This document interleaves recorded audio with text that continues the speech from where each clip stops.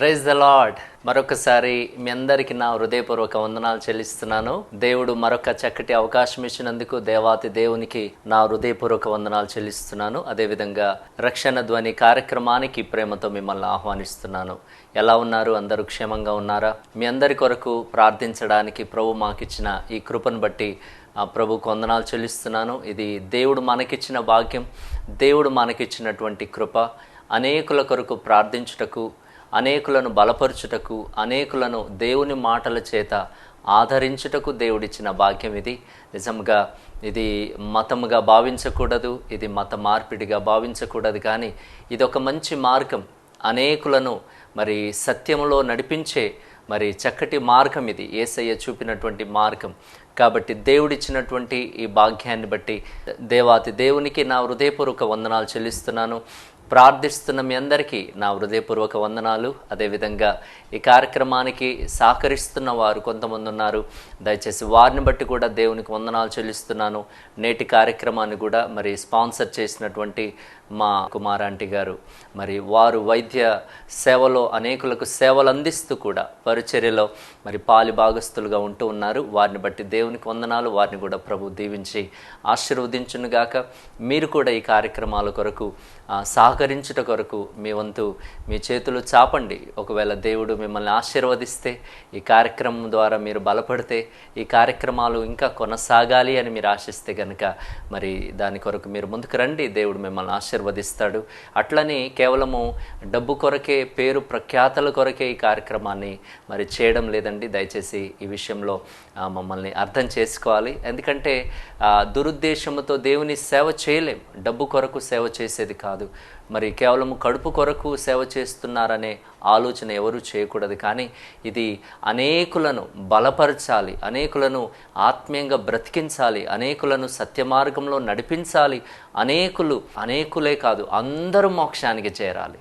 అందరూ దేవుని బిడ్డలే కదా, అందరూ దేవుని సృష్టే కదా.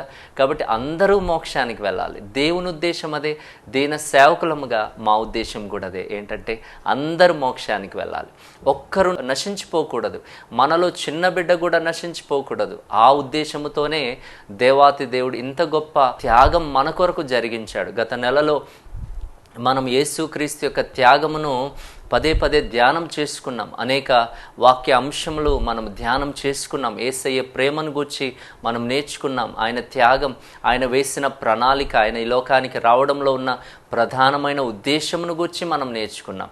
కాబట్టి దయచేసి గమనించండి, ఇంత గొప్ప త్యాగము దేవుడు చేసి మరి ఆ రక్షణ భాగ్యాన్ని ప్రసాదించి పాపములో నుండి మనుషునికి కావలసినటువంటి విడుదలను సిద్ధము చేసి, నిజంగా పాపక్షమాపణ, పాపంలో నుండి విడుదల అనేది ప్రతి మానవునికి కావాలి. అది దేవుడు స్వయాన తనే ప్రణాళిక వేసి ఆ కార్యమును సమాప్తము చేసి, సమస్తము సమాప్తమైనది అని యేసు రక్షణ కార్యాన్ని సమాప్తి చేశాడు. కానీ దేవుని బిడ్డలారా, అది ఎంతోమంది జీవితంలో ఇంకా సమాప్తము కాలేదు.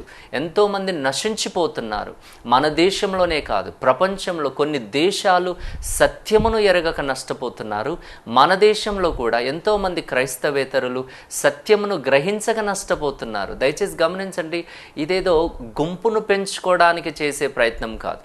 గుంపు అవసరం లేదు. మనము లోకానికి ఒంటరిగానే వచ్చినాము, వెళ్ళేటప్పుడు కూడా ఒంటరిగానే వెళ్తాం, గుంపుగా వెళ్ళాము. కాకపోతే ఏంటంటే అందరూ అంతటా మారు మనసు పొందాలి, అందరూ అంతటా సత్యమును గ్రహించాలి, అందరూ పాపంలో నుండి విడుదల పొందాలి. పాపంలో నుండి విడుదల పొందడానికి కావలసినది రక్షణ, విడుదల. అది యేసయ్య త్యాగము ద్వారా, ఆయన రక్తము ద్వారా. ఎందుకు రక్తము ద్వారా అంటున్నాను అంటే, రక్త ప్రోక్షణ లేకుండా పాపక్షమాపణ లేదు కదా. మనందరికీ తెలిసిన సత్యం, లోకానికి కూడా తెలిసిన సత్యం. అందుకోసమే తన రక్తాన్ని, ప్రశస్తమైన పాపం లేని తన రక్తాన్ని మన కొరకు దారపోయడానికి యేసయ్య లోకానికి వచ్చాడు. కాబట్టి ఇంత గొప్ప త్యాగమును ఆయన జరిగించి రక్షణ కార్యాన్ని మన కొరకు సిద్ధం చేశాడు. కాబట్టి నీవు నేను ప్రతి ఒక్కరూ రక్షణ పొందాలి. ఈ లోకాన్ని విడవకముందే రక్షణ పొందాలి. ఈ లోకాన్ని విడవకముందే పాప క్షమాపణ పొందాలి. ఎప్పుడు ఏం సంభవించినో మనకు తెలియదు కదా. ఈ రాత్రి ఏం జరుగుతుందో మనకు తెలియదు. ఏ రోజు మనం ఈ లోకాన్ని విడుస్తామో తెలియదు. ఈ లోకాన్ని విడవక ముందు నీ గమ్యాన్ని గూర్చినటువంటి సరైన అవగాహన మనకు ఉండాలి. నేను ఎక్కడికి వెళ్తాను? నేను మోక్షానికి వెళ్తానా, నరకానికి వెళ్తానా? మోక్షానికి వెళ్ళాలి అంటే దానికి కావలసిన అర్హత నేను సంపాదించుకున్నానా? మోక్షానికి వెళ్ళాలంటే డబ్బు కాదు, మోక్షానికి వెళ్ళాలంటే దాన ధర్మాలు కాదు, మోక్షానికి వెళ్ళాలంటే క్రైస్తవ పేరు కాదు, మోక్షానికి వెళ్ళాలి అంటే కానుకలు ఇవ్వడం కాదు, మోక్షానికి వెళ్ళాలంటే మందిరానికి వెళ్ళడం కాదు. మనుషులు కేవలము వీటితోనే మరి జీవితాన్ని గడిపేస్తున్నారు, వీటికే పరిమితం అయిపోయారు. కానీ వాస్తవమైనది ఏంటి అంటే యేసు రక్తము చేత కడగబడి పవిత్రతను, పరిశుద్ధతను సంపాదించుకొని ఆ పరిశుద్ధతతో మోక్షానికి వెళ్ళాలి. అది చాలా ప్రాముఖ్యం.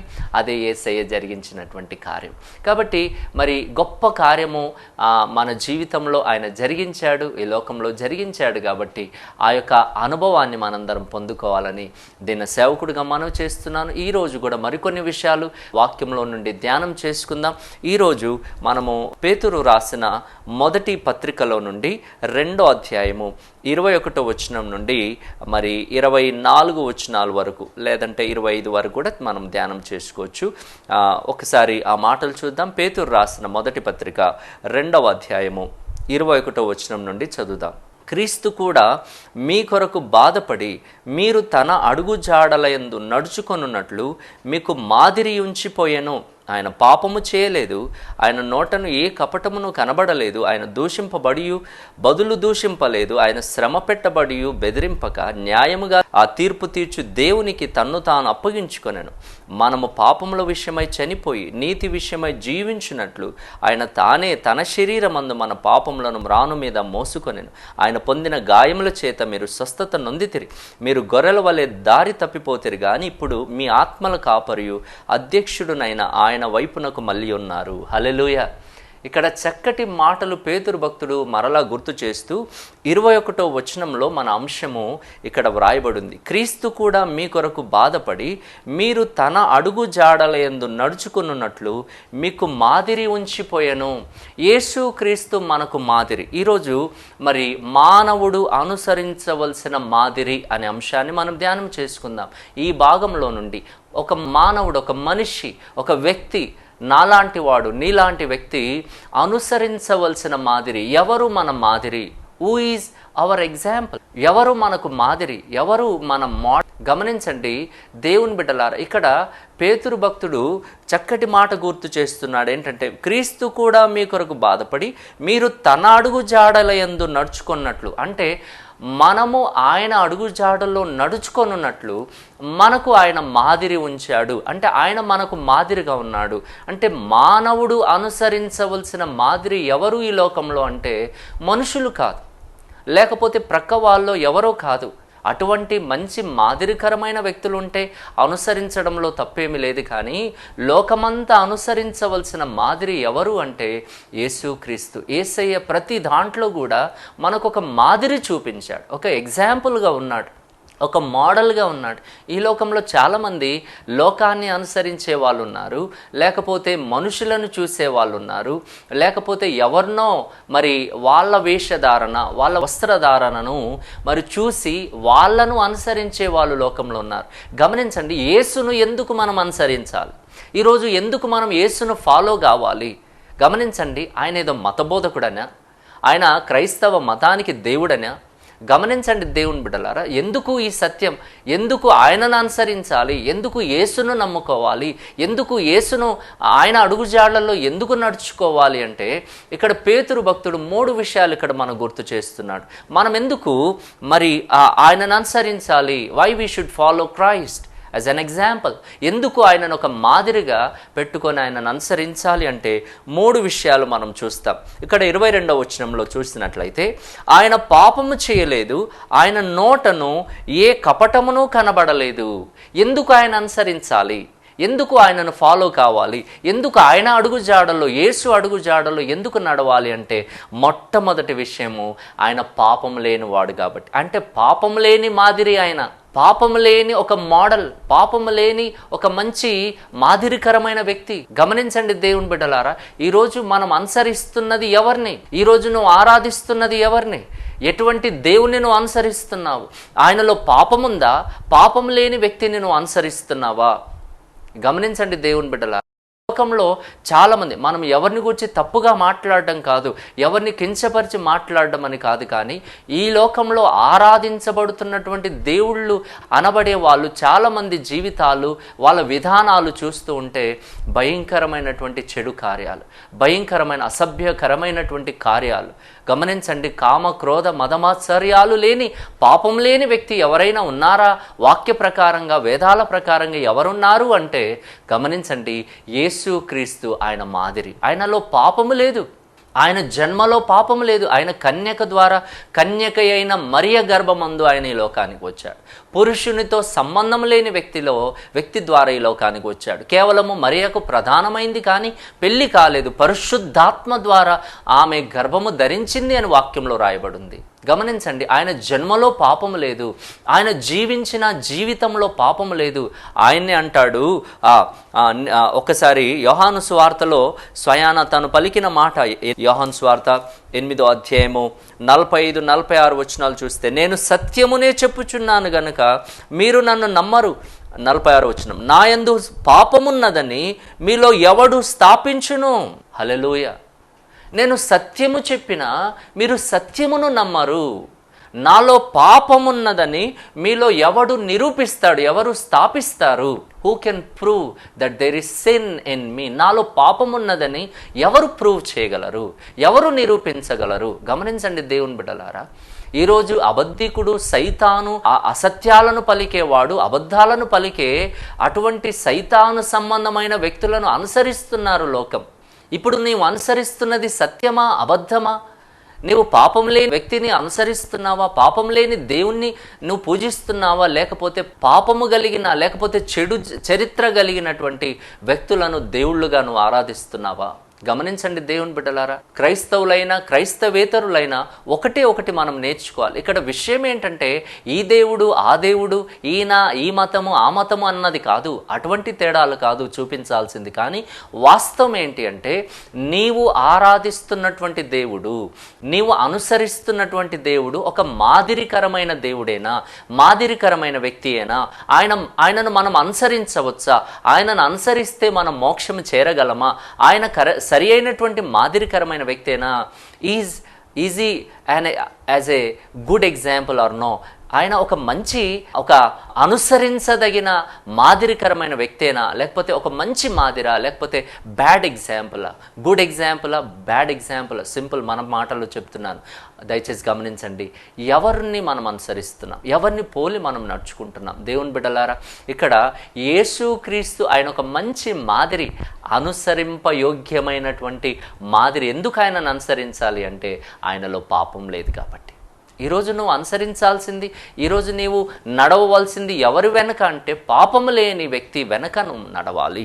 అందుకోసమే ఆయనను గూర్చి అక్కడ చెప్పబడిన మాట, ఆయన నేను సత్యమునే చెప్పుచున్నాను కానీ మీరు నన్ను నమ్మరు. నా యందు పాపమున్నదని మీలో ఎవడు స్థాపించును? యేసుక్రీస్తుని సిలువ వేయడానికి తనలో పాపాన్ని, పొరపాటును, మిస్టేక్ని వెతికారట. గమనించండి, ఏ పొరపాటు ఉంది చూద్దామని వెతుకుతున్నారట. మిస్టేక్ ఉంటే కనిపించాలి కదా, పొరపాటు ఉంటే బయటకు తెలుస్తుంది కదా. పాపాన్ని వెతుకుతారా? మిస్టేక్ వెతుకుతారా? కదా, అది కనిపించేది కదా, ఉంటే కనిపిస్తుంది కదా. గమనించండి దేవుని బిడ్డలారా, ఈ రోజుల్లో చాలామంది పరిస్థితి అదే. ఆయనలో ఏ నేరం ఉందని వెతుకుతున్నారు. వెతకడం ఏంటి? ఉంటే కనిపిస్తుంది కదా. గమనించండి దేవుని బిడ్డలారా, యేసయ్య స్వయాన పలికిన మాట, నాలో పాపమున్నదని ఎవడు స్థాపించును? నేను అంటున్నాను, ఈరోజు ఆయనలో పాపం ఉంది అని నిరూపిస్తే, ఆయనలో పాపం ఉంది అని మనం గ్రహిస్తే ఆయనను అనుసరించే పని మనకు లేదు కదా. అటువంటి వ్యక్తిని మనం అనుసరించలేము కదా. అందుకోసం పేతురు అన్నాడు, గమనించండి, క్రీస్తు కూడా మీ కొరకు బాధపడి మీరు తన అడుగు జాడలందు నడుచుకున్నట్లు మీకు మాదిరి ఉంచిపోయాను. కేవలము ఎటువంటి మాదిరి? ఆయన కేవలం ఒక సందర్భంలోనే మాదిరి అని కాదు, అన్నిట్లలో. ఇక్కడ ముఖ్యంగా ఈ భాగంలో మనం చూస్తే గనక ఆయనను ఎందుకు అనుసరించాలంటే ఆయనలో పాపం లేదు కాబట్టి ఆయన మనకు మాదిరి, కాబట్టి ఆయనను మనం అనుసరించాలి. ఎబ్రీలకు రాసిన పత్రిక 7వ అధ్యాయము 26వ వచనంలో కూడా మంచి మాట వ్రాయబడింది. పవిత్రుడును నిర్దోషియు నిష్కల్మషుడును, పాపులలో చేరక ప్రత్యేకముగా ఉన్నవాడును, ఆకాశ మండలము కంటే మిక్కిలి హెచ్చైన వాడునైనా ఇట్టి ప్రధాన యాజకుడు మనకు సరిపోయిన వాడు. హల్లెలూయ. యేసయ్యను గురించి ఆయన ఒక ప్రధాన యాజకుడిగా, హై ప్రీస్ట్గా, ప్రధాన యాజకుడిగా ఆయన ఎవరు అంటే పవిత్రుడును, నిర్దోషియు, నిష్కల్మషుడును, కల్మషం లేనివాడు, దోషం లేనివాడు, అపవిత్రత లేనివాడు, పాపులలో చేరక ప్రత్యేకంగా ఉన్నవాడు. పాపులను రక్షించడానికి ఆయన ఈ లోకానికి వచ్చాడు, కానీ పాపులలో చేరిపోలేదు ఆయన. ఈరోజు పాపులను మనము ప్రేమించడం, పాపులను విడిపించడం, పాపుల కొరకు ప్రార్థించడం అది సరి అయినదే. కానీ ఈరోజు పాపులలో నీవు ఒక పాపిగా చేరిపోతే, వాళ్ళ విధానము నీలోనికి వచ్చేస్తే, వాళ్ళ క్రియలు నువ్వు చేస్తే గనక, వాళ్ళలాంటి స్వభావము నువ్వు కూడా కలిగి ఉంటే అది వాక్యానుసారమైంది కాదు. దేవుని బిడ్డలారా, దేవుడు చెప్పింది ఏంటంటే, ఇక్కడ యేసయ్య ఎందుకు మనకు మాదిరి అంటే ఆయనలో పాపం లేదు. ఇక ఎటువంటి పాపం లేదంటే అపవిత్రత లేదు. ఆయన పవిత్రుడు, ఆయన నిర్దోషి, నిష్కల్మషుడు, పాపులలో చేరక ప్రత్యేకంగా ఉన్నవాడు. హల్లెలూయ. ప్రత్యేకంగా ఉన్నవాడు. ఈ లోకంలో చాలామంది ఆరాధించబడుతున్నటువంటి దేవుళ్ళు ఉన్నారు, ఆరాధించబడుతున్న మనుషులు కూడా ఉన్నారు. దైవ బిడ్డలారా, దయచేసి గమనించండి. వారిలో పాపం ఉంటే మనం వారిని అనుసరించడానికి వీల్లేదు కదా. పాపంలో బ్రతుకుతున్న వ్యక్తిని అనుసరిస్తామా? ఈరోజు భయంకరమైనటువంటి చరిత్ర కలిగిన వాళ్ళు ఉన్నారు, భయంకరమైన అపవిత్ర క్రియలు చేస్తున్నటువంటి మరి పేరు ప్రఖ్యాతలు గడించిన గురువులు ఉన్నారు. దైవ బిడ్డలారా, దయచేసి గమనించండి. ఒక పాపిని నువ్వు అనుసరిస్తే మోక్షానికి ఏ విధంగా చేరగలవు? పాపం లేని వ్యక్తిని అనుసరిస్తే, పాపం లేని వ్యక్తిని మనము కదా ఆయన అడుగుజాడల్లో మనం నడిస్తే గనక గమనించండి, అటువంటి వాళ్లకు మోక్షం ఉంటుంది. దైవ బిడ్డలారా, ఇది సత్యము, యథార్థం. అందుకోసమే దీన్ని మనం నమ్మాలి. యేసయ్యను ఎందుకు మనం మాదిరిగా పెట్టుకోవాలి, ఎందుకు ఆయనను అనుసరించాలి అంటే ఆయనలో పాపం లేదు కాబట్టి. అంతేకాదు, రెండో విషయాన్ని కూడా చూద్దాం. మరలా మన భాగానికి వెళ్దాం. పేతురు రాసినటువంటి మొదటి పత్రికలో మొట్టమొదటి విషయం మనం చూసాం ఏంటంటే 22వ వచనంలో ఆయనలో పాపము లేదు. 23వ వచనంలో ఏముందో చూద్దాం. ఆయన దూషింపబడి బదులు దూషింపలేదు, ఆయన శ్రమ పెట్టబడి బెదిరింపక న్యాయముగా తీర్పు తీర్చు దేవునికి తన్ను తాను అప్పగించుకొనెను. హల్లెలూయ. ఇక్కడ మన శ్రమలలో మనము చూడవలసిన మాదిరి అంటే దాని అర్థం ఏంటి అంటే, మనకు శ్రమ వచ్చింది, ఎవరిని చూడాలి అంటే మనకు బెస్ట్ ఎగ్జాంపుల్ ఎవరు అంటే శ్రమ పడినటువంటి యేసయ్య. అంటే మనకు శ్రమలలో కూడా మాదిరి ఎవరు అంటే యేసయ్యనే. ఈరోజు చిన్న కష్టం వస్తే నువ్వు బాధపడిపోతావు, చిన్న కష్టం వస్తే నోరు జారుతావు. ఈరోజు చాలామంది అటువంటి వాళ్ళు ఉన్నారు. దేవుడు నాకెందుకు ఇట్లా చేశాడు, నాకే ఎందుకు చేశాడు, నేను బాగానే ఉన్నాను కదా, నేను నమ్మకంగానే బ్రతుకుతున్నాను కదా, నేను నమ్మకంగా దేవుని మందిరానికి వెళ్తుంటాను కదా, దేవునికి ఇవ్వాల్సింది అందరికంటే ఎక్కువ నేను ఇస్తూ ఉంటాను, అందరికంటే భక్తిగా నేను బ్రతుకుతాను, ప్రార్థనలు చేస్తాను, ఉపవాసాలు చేస్తాను, ఎన్నో చేస్తాను, నాకెందుకు ఈ శ్రమలు అంటే మరి యేసయ్యను ఒక్కసారి గుర్తు చేసుకోవాలన్నాడు ఇక్కడ. గమనించండి, ఎందుకు ఆయన మాదిరి అంటే శ్రమలలో కదా మనము చూడాలి ఆయనను, కదా ఆయనను చూడాలి, ఆయనలో నుండి మనం నేర్చుకోవాలి కదా, మన శ్రమలలో మనం చూడవలసిన మాదిరి. గమనించండి దేవుని బిడ్డలారా, ఆయన ఏంటంట దూషింపబడియు బదులు దూషింపలేదు. అందుకోసమే ఆయన మనకు మాదిరి. శ్రమలలో మన శ్రమలలో చూడవలసిన మాదిరి. మనం ఎవరిని చూడాలి? ఎవరినో బాగున్న వాళ్ళని కాదు చూడవలసింది, సంతోషంగా ఉన్న వాళ్ళని కాదు. అందరికీ కష్టాలు వస్తాయి, అందరికీ శ్రమలు వస్తాయి, కానీ మనం చూడవలసింది ఏంటంటే శ్రమలను అనుభవించిన, శ్రమలను భరించినటువంటి, దూషిస్తూ ఉన్నా దూషించలేదు, శ్రమ పెడుతున్నా తిరిగి మాట పలకలేదు. ఆయన ముఖం మీద ఉమ్మి వేశారు, గుద్దుతున్నారు, కొడుతున్నారు, భయంకరంగా హేళన చేస్తున్నారు, కానీ ఆయన అంత శ్రమలలో ఆయన మాట్లాడింది కేవలం 7 మాటలు మాత్రమే. ఆ 7 మాటల్లో కూడా ప్రజలను క్షమించడం, ప్రజలను ఆదరించడం, ప్రేమ చూపడం, ఆదరణ చూపించడం, ఇదే కదా యేసయ్య చేసింది. ఇది మనకు మాదిరి. ఈరోజు క్రైస్తవ లోకానికి యేసయ్య మాదిరి, శ్రమలలో మాదిరి ఆయన కదా, శ్రమలలో మనము చూడవలసినటువంటి మాదిరి. అందుకోసమే ఒక్కసారి హెబ్రీయులకు రాసిన పత్రిక 12వ అధ్యాయం 2వ వచనం చూస్తే గనుక, ఆయన తన ఎదుట ఉంచబడిన ఆనందము కొరకై అవమానమును నిర్లక్ష్యపెట్టి సిలువను సహించి దేవుని సింహాసనం యొక్క కుడి పార్శ్వమున ఆసీనుడై ఉన్నాడు. 3వ వచనం కూడా, మీరు అలసట పడకయు మీ ప్రాణములు విసుకకయు పాపాత్ములు తనకు వ్యతిరేకముగా చేసిన తిరస్కారమంతయు ఓర్చుకొనిన ఆయనను తలంచుకొనుడి. మీ ప్రాణములు విసుకనివ్వకండి. మీకు శ్రమ వచ్చినప్పుడు, అనారోగ్యం వచ్చినప్పుడు, బలహీనతలు వచ్చినప్పుడు, ఆర్థిక ఇబ్బందులు వచ్చినప్పుడు, ఎవరో మనల్ని ఇబ్బంది పెడుతున్నప్పుడు, శ్రమ పెడుతున్నప్పుడు గమనించండి, యేసయ్య కంటే ఎక్కువ శ్రమలైతే మనం అనుభవించం. యేసయ్య కంటే ఎక్కువగా మించిన భయంకరమైనటువంటి స్థితిని మనం అనుభవించకపోవచ్చు. మనకొచ్చే కష్టాలు చాలా చిన్నవే కావచ్చు, పెద్దవే కావచ్చు, ఏవైనా పర్వాలేదు, కానీ యేసయ్యను చూడాలి. శ్రమలలో మనము చూడవలసిన మాదిరి యేసు క్రీస్తు. దేవుని బిడ్డలారా, దయచేసి సత్యాన్ని మనము గమనించాలి. అదేవిధంగా హెబ్రీయులకు రాసిన పత్రిక 2వ అధ్యాయం 18వ వచనంలో కూడా తాను శోధింపబడి శ్రమ పొందెను గనుక శోధింపబడు వారికి సహాయము చేయగల వాడై ఉన్నాడు. హల్లెలూయా. ఇది కూడా ఒక మంచి మాట. ఆయన శోధించబడ్డాడు, శ్రమ పొందాడు, ఆయన దాన్ని అనుభవించాడు కాబట్టి శ్రమలలో ఉన్న వారికి సహాయం చేయగల వాడై ఉన్నాడు. శోధింపబడుతున్న వారికి, శ్రమ పడుతున్న వారికి సహాయం చేయగలిగిన వాడు. ఆ అనుభవం తనకుంది. దేవుని బిడ్డలారా, అందుకోసమే మనము యేసును మాదిరిగా పెట్టుకోవాలి. యేసయ్యను మనం అనుసరించాలి. అందుకోసం భక్తుడైన పౌలు అంటాడు కదా, నేను క్రీస్తును పోలి నడుచుకుంటున్నాను, నేను ఆయనను అనుసరిస్తున్నాను. ఆయనకు కూడా ఎన్నో కష్టాలు వచ్చాయి. పౌలు భక్తుని కూడా ఎంతో మంది మరి భయంకరంగా ఆయన హింసించారు, రాళ్లతో కొట్టారు కదా. ఎన్నోసార్లు ఎక్కడికి వెళ్ళినా ఆయనను చెరసాల్లో పడేయడము, కొట్టడము కదా, హింసించడం, బాధ పెట్టడము కదా, ఆయన నామంలో ప్రకటించకూడదని వార్నింగ్స్ ఇవ్వడం, ఇవన్నీ చేశారు. అయినా కానీ ఆయన ఎవరిని ఫాలో అయ్యాడు? ఈరోజు మనం చూడాల్సింది ఎవరిని అంటే యేసయ్యను మనం మాదిరిగా పెట్టుకోవాలి. దేవుని బిడ్డలారా, శ్రమలలో కష్టాలు వచ్చినప్పుడు నిరాశపడకమ్మా. నువ్వు బాధల్లో ఉన్నప్పుడు నిరాశపడకు. యేసయ్యను చూడు, ఆయన ఏ విధంగా ఓర్చుకున్నాడు, ఏ విధంగా భరించాడు. మీరు అనుకోవచ్చు, ఆయన దేవుడు కదయ్యా, మనం మనుషులం. ఆయన దేవుడుగా ఈ లోకానికి రాలేదు, దేవుడే, కానీ మానవుడిగా వచ్చాడు. ఆయన సంపూర్ణమైన మానవుడిగా శ్రమను అనుభవించాడు, సంపూర్ణమైన మానవుడిగా శిక్షను అనుభవించాడు. ఆ బాధలన్నిటినీ మనిషిగా అనుభవించాడమ్మా. కాబట్టి ఈరోజు ఆ విషయాన్ని మనం చూడాలి. ఆ శ్రమలలో ఆయన ఓర్పును, సహనమును మనము చూడాలి. పేతురు రాసిన అదే మొదటి పత్రిక 4వ అధ్యాయం 1వ వచనంలో క్రీస్తు శరీరమందు శ్రమ పడెను గనుక మీరును అట్టి మనస్సు ఆయుధముగా ధరించుకోండి. ఆయన లాంటి మనస్సు మీరు కలిగి ఉండండి. ఎందుకంటే ఆయన శ్రమ పడ్డాడు, శరీరమందు శ్రమ పడ్డాడు కాబట్టి మీరును అట్టి మనస్సును ఆయుధముగా. అంటే గమనించండి, శ్రమలలో చూడవలసిన మాదిరి. 3వ మాట చెప్పేసి నేను ముగించేస్తాను. పేతురు రాసిన పత్రిక 2వ అధ్యాయం 24-25 వచనాలు.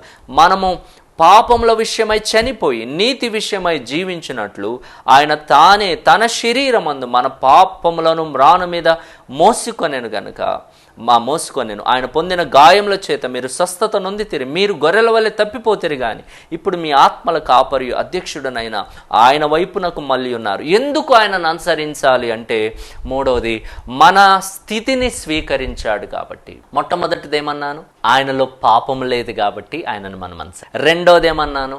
మనలాగా ఆయన కూడా శ్రమ పొందాడు కాబట్టి శ్రమలలో మనము చూడవలసిన మాదిరి కాబట్టి ఆయనను మనం అనుసరించాలి.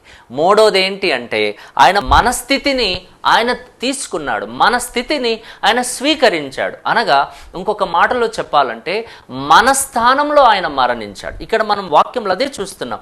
మనము పాపముల విషయమై చనిపోయి నీతి విషయమై జీవించినట్లు ఆయన తానే తన శరీరమందు మన పాపములను మ్రాను మీద మోసాడు. తానే మన పాపములను తన మీద మోసుకున్నాడు. తన మీద మోసుకొని కదా, ఏమని రాయబడింది? ఆయన తానే తన శరీరమందు మన పాపములను మ్రాను మీద మోసుకొనెను. హల్లెలూయా. గమనించండి, మన స్థానంలో ఆయన మరణించాడు కాబట్టి ఆయన్నే మనకు మాదిరి, మనము చూడవలసిన మాదిరి, మనము అనుసరించవలసిన మాదిరి. ఎందుకు? ఆయన మన మాదిరి, మన ఎగ్జాంపుల్ కదా, మనం అనుసరించవలసిన మాదిరికరమైన వ్యక్తి.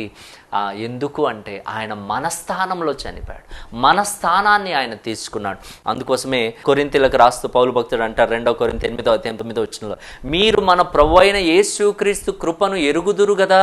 ఆయన కృపను గురించి మాట్లాడుతూ ఆయన ధనవంతుడై ఉండి మీరు తన దారిద్ర్యం వలన ధనవంతులు కావాలని మీ నిమిత్తము దరిద్రుడాయను. అంటే ఒక్క మాటలో చెప్పాలంటే మన స్థానము తను తీసుకున్నాడు, తన స్థానాన్ని మనకిచ్చాడు. తాను ధనవంతుడై ఉండి కదా, మన దారిద్ర్యం వలన తను ఒక దరిద్రుడిగా మారిపోయాడు. అంతేకాదు తన యొక్క జీవితాన్ని మనకు ప్రసాదించాడు. మన స్థానంలో తను ఒక దరిద్రుడుగా అనగా మన స్థానంలో ఆయన చనిపోయాడు. మనల్ని ధనవంతులు చేయాలని, మనల్ని గొప్పగా చేయాలని, మనము రక్షించబడాలని. గమనించండి, మన సబ్స్టిట్యూట్ ఆయన, మనకు మారుగా, మనకు బదులుగా మరణించిన వ్యక్తి, మన పాపములను మోసిన వ్యక్తి. నీకోసం ఎవరైనా ఆ విధంగా త్యాగం చేసిన వారు ఉన్నారా దేవుని బిడ్డలారా? ఈరోజు ఎందుకు యేసయ్య ప్రేమ నీకు అర్థం కావడం లేదు? ఎందుకు యేసయ్యను అనుసరించడం లేదు? లోకాన్ని ఎందుకు అనుసరిస్తున్నావు? లోకాన్ని ఎందుకు నువ్వు ఫాలో అవుతున్నావు? ఎవరినో ఎందుకు వాళ్ళ వెనకాల ఎందుకు వెళ్తున్నావు? యేసయ్య నీకు ఒక మాదిరమ్మ. పౌలు భక్తుని వలె నేను యేసును పోలి నడుచుకుంటున్నాను. అదే పౌలు అంటాడు, మీరు ప్రియులైన పిల్లల వలె దేవుని పోలి నడుచుకోండి. You follow Christ. ఎందుకు ఆయనను అనుసరించాలి? ఆయన ఏదో మంచి మతబోధకుడనా, క్రైస్తవ మతానికి దేవుడనా? నో, ఆ విషయం కానే కాదమ్మా. ఆయన ఒక మంచి మాదిరి, మనకు మాదిరి నుంచి పోయాడు. ఆయన ఒక గుడ్ ఎగ్జాంపుల్, మనకి బెస్ట్ ఎగ్జాంపుల్ కదా. మనం అనుసరించవలసిన మాదిరి. పాపం లేనివాడు, ఆయన మనలాగా శ్రమను అనుభవించిన వాడు. మూడవది, మన స్థానంలో చనిపోయాడు. అందుకోసమే ఆయన మాదిరి, ఆయనను మనం అనుసరించాలని దేవుని వాక్యం సెలవిస్తుంది. అటువంటి మాదిరికరమైనటువంటి వ్యక్తిని అనుసరించే ఆ దైవ కృప వాక్యాన్ని విన్న మీ అందరికీ దేవుడు దయచేయను గాక. ప్రభు మాటలు దీవించి ఆశీర్వదించును గాక. ప్రార్థన చేసుకుందాం. మా ప్రియ పరలోకపు తండ్రి, వాక్యాన్ని విన్న మా ప్రియులను మీరు జ్ఞాపకం చేసుకోండి నాయన. లోకంలో మాకు మీకంటే మించిన మాదిరి ఎవరు లేరయ్యా నాయన తండ్రి. మాదిరికరమైన మిమ్మలను మేము అనుసరిస్తూ, మీ అడుగుజాడల్లో మేము నడుస్తూ నాయన తండ్రి, నాయన మా కొరకు సిద్ధపరిచిన మీ రాజ్యము చేరే కృప దయచేయండి. శ్రమలలో నాయన, కష్టాలలో, బాధల్లో నిన్ను మాదిరిగా పెట్టుకొని ప్రభువా మీ వైపు చూస్తూ, నిజమే మీరు శ్రమలలో ఎటువంటి ఓర్పు సహనము కలిగి ఉన్నారో, ఏ విధంగా భరించారో సహించారో ప్రభువా, మా జీవితంలో కూడా నాయన మిమ్మలను మాదిరిగా పెట్టుకొని కష్టాలలో నీ వైపు చూస్తూ బ్రతకడానికి, నిన్ను బట్టి సంతోషించుటకు సహాయం చేయండి దేవా. మరొకసారి తండ్రి, వాక్యాన్ని విన్నని బిడ్డలు ఏ కష్టంలో ఉన్నా, ఏ బాధల్లో ఉన్నా, ఏ నిరాశతో ఉన్నా నాయన మీరు కనికరించండి. పడక మీదుండి కొంతమందిని మాటలు వింటూ ఉండవచ్చు దేవా, అటువంటి వాళ్ళను కూడా మీరు జ్ఞాపకం చేసుకోమని ప్రార్థిస్తూ నాయన తండ్రి స్తోత్రం. మరొకసారి ఈ కార్యక్రమాన్ని బట్టి నాయన, నేటి కార్యక్రమాన్ని నాయన తండ్రి స్పాన్సర్ చేసిన నీ బిడ్డలను బట్టి కూడా హృదయపూర్వకంగా వందనాలు చెల్లిస్తూ మా రక్షకుడైన యేసు క్రీస్తు నామములో వేడుకొని ప్రార్థిస్తున్నాము తండ్రి. Amen, amen. దేవుడు మీ అందరిని దీవించి ఆశీర్వదించును గాక. ఆమెన్. మీరు విన్న ఈ సందేశం ద్వారా మీరు పొందిన ఆత్మీయ అనుభూతిని మరియు మీ ప్రార్థన అవసరతలను మాతో పంచుకోగలరు. మరిన్ని వివరాలకు మీరు సంప్రదించవలసిన మా ఫోన్ నంబర్లు 9177533328, 9963732003. మా చిరునామా independent Baptist church, Narsingi, Medak జిల్లా, తెలంగాణ. మా ఆరాధనా సమయం ప్రతి ఆదివారం ఉదయం 9 గంటలకు. మా బైబిల్ కాలేజ్ వివరాలు: సిలోహ్ Baptist Bible college and seminary, Toopran. మా బైబిల్ కాలేజ్ గురించి మరిన్ని వివరములు తెలుసుకొనుటకు మమ్మల్ని సంప్రదించగలరు.